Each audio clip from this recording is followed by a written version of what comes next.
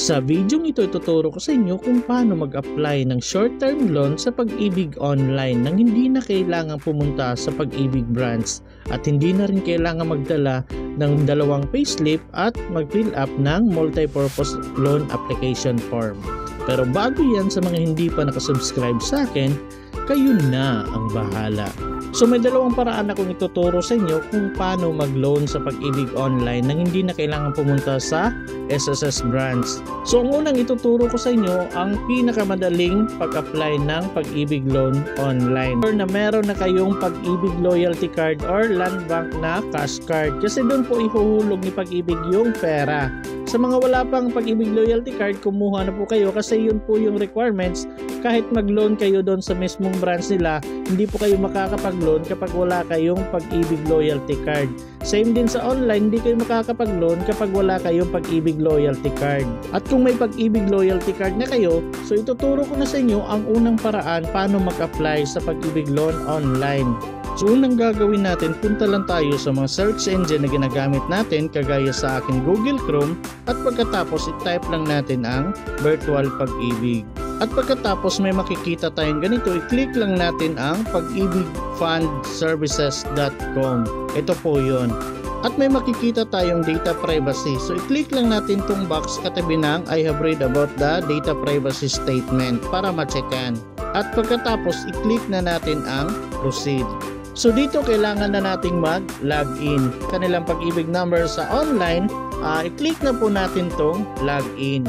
At may makikita po tayong ganito, i-click lang natin ang continue. At dahil naka-register na sa online yung Pag-ibig number ninyo, ilagay nyo na lang po yung email address niyo dito tapos yung password na ginawa ninyo.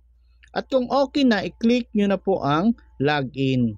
At pagkatapos mapupunta na tayo sa homepage ng ating Pag-ibig Online account. So, i-click lang natin tong tatlong linya dito sa taas.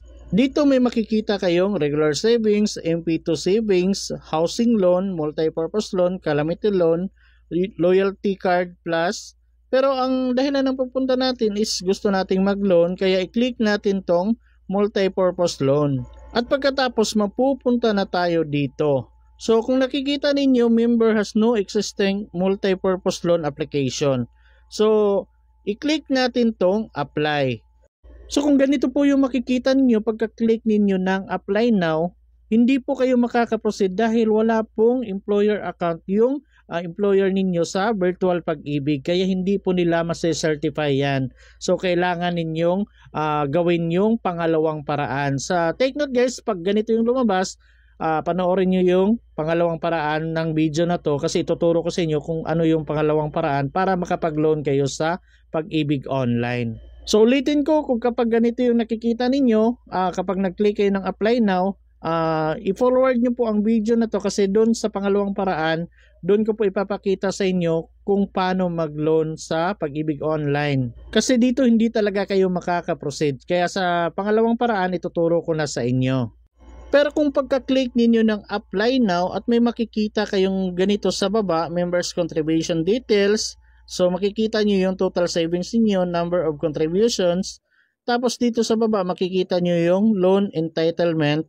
So dapat 80% of TAB. So dito makikita nyo rin po yung existing loan balance ninyo. For example, may calamity loan kayo na hindi pa tapos yung pagbabayad or multi-purpose loan na hindi pa tapos yung pagbabayad. Makikita nyo po dito pero i-deduct po yan. So ang magiging maximum net proceeds niyo ay makikita nyo rin po dito. Pero yung maximum na net proceeds na makikita ninyo ay hindi pa po yan confirmed. Mag-change po yan kung depende na sa employer ninyo kung magkano yung i-confirm nila na pwede ninyong i-loan. At nakadepende na rin po yan sa evaluation ng Pag-ibig. So dito pwede po kayong pumili ng desired net proceeds. Pwede pong bababa dyan sa maximum net proceeds na nakikita ninyo. Depende na sa pangangailangan ninyo kung magkano yung gusto ninyong kunin kay Pag-ibig. Pero kung gusto nyo naman, minimum lang mga 2,000, 3,000, 5,000, ganun, i-type nyo na lang po dyan.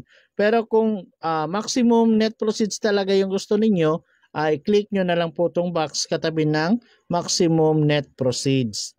At kung okay na kayo sa nilagay ninyong desired net proceeds, punta naman tayo dito sa baba sa pagpili ng loan purpose. So i-click lang natin tong select loan purpose. So kayo nang bahala kung ano yung purpose ng pag-loan ninyo. So pwede kayong pumili dito minor home improvement, livelihood, additional capital and small business, purchase of appliances and furnitures, payment of utility, credit card bills, health and wellness, tuition, vacation, travel, special events, car repair, ganyan. Pero pag wala sa mga nandito sa listahan, i-click nyo na lang po tong other needs. At kung okay na, punta na tayo dito sa baba sa pagpili ng loan term.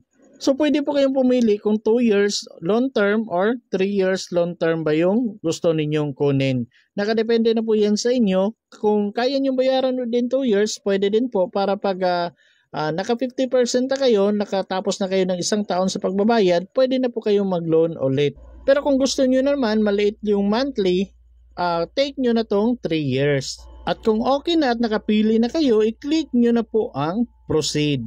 So dito makikita nyo po yung net loan proceeds ninyo.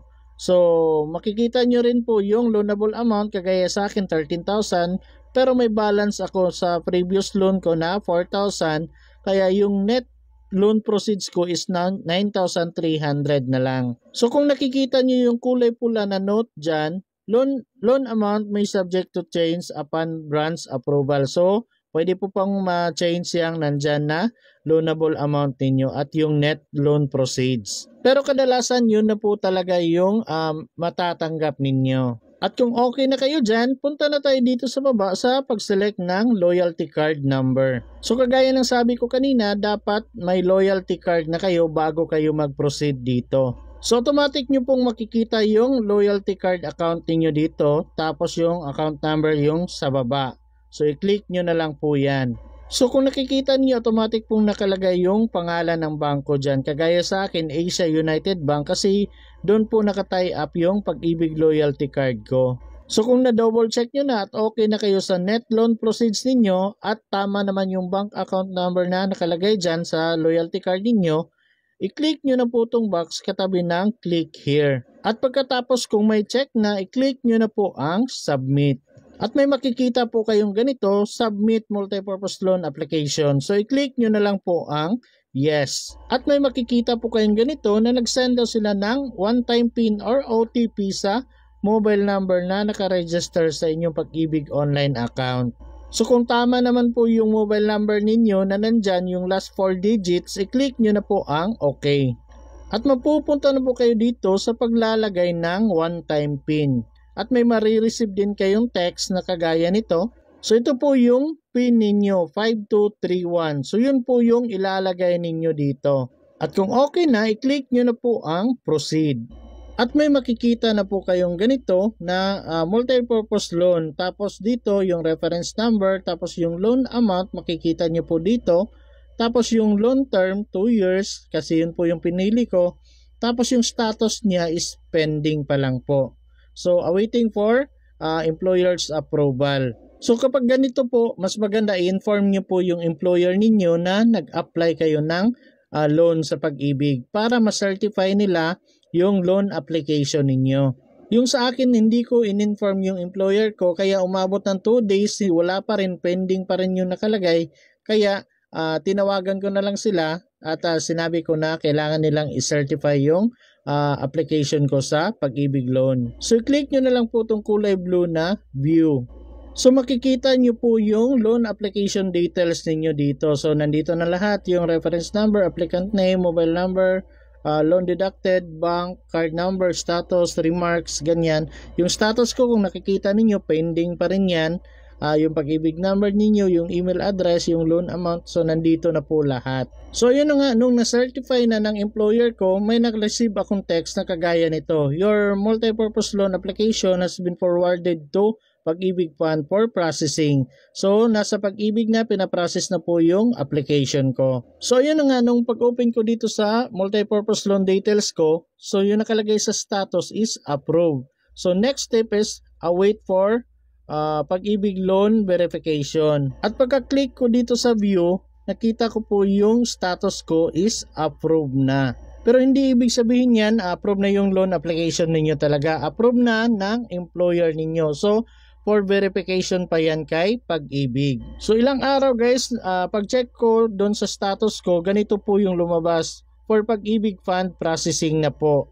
So, antayin nyo na lang po na ma-process ng buo ni Pag-ibig. So, kapag ganyan po, i-check nyo na lang from time to time yung Pag-ibig loyalty card ninyo kung may laman na. Lang guys, sana may natutunan kayo sa video na to and sana magamit nyo rin to. And please don't forget to like, share, and subscribe to my YouTube channel. And please don't forget to hit the notification bell para updated kayo